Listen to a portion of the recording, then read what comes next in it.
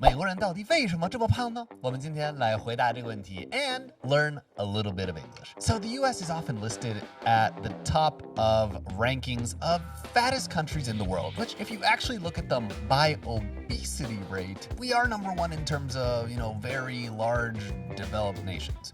Now there are places like Nauru, Cook Islands, Palau, Marshall Islands, Pacific Islands that have obesity rates that are, well, frankly, really shocking. 61%, 55%, 55, 52, 51, 50. 6 countries where over 50% of the population is obese, which is qualified by a BMI of over 30. What does that actually mean? Let's take a look at the US as an example. Now, they are 36% of people in the US are obese. And what that kind of comes down to is because of the average weight in the US, the average American man, i.e. the middle of the pack kind of guy, weighs in at almost 200 pounds or 91 kilograms, which is weird. I mean, I am roughly the average height in the US. I know I look very tall, but my dad was much taller. I didn't drink my milk, and I ended up how I am at roughly 1 meter 80, 5'11". That would put me, I weigh 163 pounds right now. I weighed 183 a couple months ago when everybody was telling me that I looked very fat. The average woman in the US is around 5'6", 5'7", which is around 1.65 to 1.70 m. And she weighs 170 pounds, which is 5 to 10 pounds more than I weigh right now. Why is that happening? Why are obesity rates, 肥胖率, why are obesity rates going up so much since the 1970s? It's essentially doubled since 40 years ago. Now, one of the big things that I would say is portion sizes. I mean, if you look at arriving in the US, I've had this culture shock, or reverse culture shock, coming back from China, getting here and ordering small drinks, medium drinks, large drinks, and realizing that large drink at a lot of fast food restaurants is probably enough to feed a small family for a couple days. I've ordered drinks that I looked up and had 800 calories just for a soda. So this is probably one of the big issues. The portion sizes that we have here are insane. Now, there are a lot of issues like pre-processed foods. This guy here says weight gain is becoming a problem elsewhere in the world as well. Obviously, it's not just the US. A lot of countries are getting fatter. And I think the issue is all the processed crap we call food today. There are so many things that come prepared already, and you don't have to do anything, which means that they add a lot of things to keep them fresh, edible, delicious for as long as possible. Ham cold cuts aren't ham anymore. It's shredded mystery meat that's been glued and pressed together into a ham-like shape. 就是被压成一个火腿般的一个形状. I mean, that sounds about right. I feel like a lot of the ingredient labels that I look at now, they tend to have all these things that I've either never heard of or have no idea how to pronounce, and that's usually not a good sign for the food that you are eating. Now, portion sizes and the sheer availability of fast food and junk have to be a factor. That is very true. I mean, it used to be that fast food was something that you could go and buy anywhere, but delivery was probably limited. The food that is brought to your house to you so you can sit on your couch waiting for it, watching Game of Thrones. That was pretty much limited to pizza and Chinese food. But now in the era of 美团, DoorDash, Grubhub, everything, there are so many food delivery apps that you don't have to do anything. You can get anything delivered to you essentially at any time. Now, portion sizes are pretty ridiculous. Look here, the average American. So studies estimate that Americans are eating closer to 3,600 calories a day, when the general recommendation that you see on nutrition labels is based on a 2,000 to 2,800 calorie a day diet. This obviously depends on your size. My dad was a massive man. He was 6'2", very tall, used to be very muscular. Whereas my mom is 5'3", and she would definitely need to eat less calories than my dad would to maintain size, weight, muscle definition, etc. The amount that people are eating now, 2,000, that's almost 50% more than the 3,600 calories a day people are supposed to eat. Almost a 50% increase. Increase means an amount bigger than to go from one number to a higher number. So in addition to all these massive meals, you also have sugary drinks, soda. Like I said, the size of these things is insane, and I've talked about that in a lot of videos comparing what we have that I filmed with Brian. We eat way too much, and it's a bunch of foods that are not good for the human body. The other thing is that in the 1980s, the sugar industry clandestinely, I like this word, clandestinely, means secretly, just means 偷偷摸摸的. They funded intentionally flawed studies designed to stoke Americans' fear of fat in foods, downplaying the role of sugar in obesity. Now, this is a hell of a sentence. It's long, it's hard, it's got a lot of words that you might not know. Now, the sugar industry, i.e. the companies and manufacturers that make sugar, they secretly paid money to create research papers and studies that were wrong. They were designed, i.e. their goal was to make Americans more scared of fat in foods and make them think less of how big of a role sugar plays in obesity.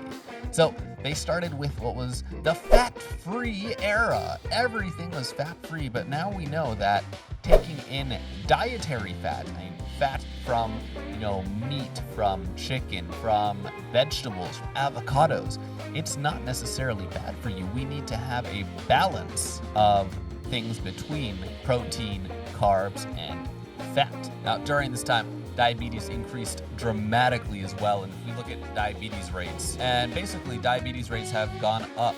So we have the US at the top of the list here, America number one as always, but 175 cases per 1,000 people. 所以每1000个人当中有175个糖尿病. Followed by India, very closely behind. And then there's actually a huge drop-off. I don't know what's going on with this United Kingdom stat. I think it's just supposed to be under China. China does actually have a fairly high rate of 54 per 1,000. Then you get down to other countries that also tend to have some fairly unhealthy people. A very simple answer to America, why are you so fat, is probably just we have made eating healthy very expensive in this country and eating shit cheap and convenient. So this means is we have 让吃得很健康变得非常的贵, and eating shit has been made cheap. So made something a certain way. Made eating healthy 加一个形容词, we made eating healthy very expensive, and we made eating shit, not actual shit, probably, hopefully, unhealthy food, cheap and convenient. 加两个形容词. Eating junk food is not only made convenient, but also, not only, but also, 不仅而且 attractive and pleasing too. I think I'm lucky. I don't really like a lot of McDonald's or Burger King or this type of food, but it's part of the reason. It's why we're so fat. So that is probably one of the biggest reasons. What does an average height person look like here? So we're gonna look at 200 pounds and 5'10". Where's 200 pounds? 200 pounds down to 5'10". All right, 5'11", 200 pounds. I'm gonna look at men here because this is actually a pretty healthy guy. Tall and in at 5'11", probably 198. So this guy clearly works out. I don't think that's what the average American man looks like. If the average American man looked like this, we probably wouldn't have too big of a problem. Not trying to insult anybody here. That is not the goal. But just to show you guys roughly what that physique might look like. And then when you think that there are so many very fat, obese people in America, know that they look significantly larger than this. Now, for the average woman who's around 5'6" and 170 pounds, let's go take a look at this. Again, we have a lot of guys, like not a necessarily very heavy person, look like they could actually lead a fairly healthy life. And the reason that I'm showing these again is not to, point out that people are overweight or anything negative. It's just, this is what the average person looks like. And you're gonna notice a difference between people that look healthy, fit, like they do a lot of physical activity, and people that potentially don't do as much. Again, no offense intended at all. The reason for this is the difference between fat and muscle. Both of these are 5 pounds, so about 4.45 kilograms. Sorry, 5 divided by 2.2. 2点2727727. Okay, 2.27 repeating kilograms. Now, look how much bigger the fat is. And this is why people can look so different at the same weight, because muscle weighs more than fat for the same amount of space or size. And we have just kind of accepted that people are going to look like this. We also walk way less. We drive everywhere. We have a very strong car culture, which has a huge effect on how this works. So a whatever culture, all right? We have a tipping culture, we have a driving culture, we have, I would just call it an obesity culture. Now, the other thing is people's habits have gotten a lot more sedentary. Lifestyles are very lazy because we don't have to work out in the fields. Everything is done for us now, and technology is replacing a lot of these jobs, so we can get everything we need without having to do very much work. So traditional foods, at least in the South, which they're some of the most delicious foods in America, but they have an insane amount of calories. Insane means crazy, but here as an adverb, it also means a very large amount of calories. We were originally an agrarian society, which means that we had to plant things. We were farmers. That was a lot of hard work, but now food is relatively, or means compared to before, plentiful. We have a lot of it with less manual labor for the most part, and our eating habits haven't caught up with our sedentary lifestyles. Now, what they mean by caught up is just that we haven't changed or adjusted for this new lifestyle where we walk less, where we drive everywhere, and are a lot lazier. So we have to make a conscious effort to get enough exercise, which is a problem for most people everywhere for anything. We have to make a conscious effort, which means you have to actually think, tell yourself, spend a little bit of energy to say, I'm going to work out today. I'm going to eat healthy today. I'm going to get up and walk around. You have to 主动. You have to make a conscious effort. Because we drive everywhere and most jobs are relatively sedentary, getting enough exercise is not automatically going to happen for most of us. 就不是自动要发生的. So the automatically, I think, is a good word. It can be something for people, I automatically stood up and locked the door. I automatically locked the door when I walked out of the house. I automatically opened up my phone when I woke up this morning. Not a good thing, but that is just what happens. But it can also be a machine. I have my lock set to automatically lock after 2 minutes. I have my computer to automatically go onto screensaver mode, 屏保, after 10 minutes. Basically, it comes down to we are a lazier, fatter, happier. In a lot of ways, we have very comfortable lives compared to how hard it was 50 years ago when your grandparents were going to school, they had to walk uphill both ways in the snow, and they led much harder lives. So if you guys learned something today, I'm trying to share a little bit about life in America, the West, give you some listening practice, and if you want the full video with English, Chinese, Spanish subs, full transcript for you to practice, sign up for my newsletter, and I'll also let you know when my new platform is coming out, which is what I'm using here.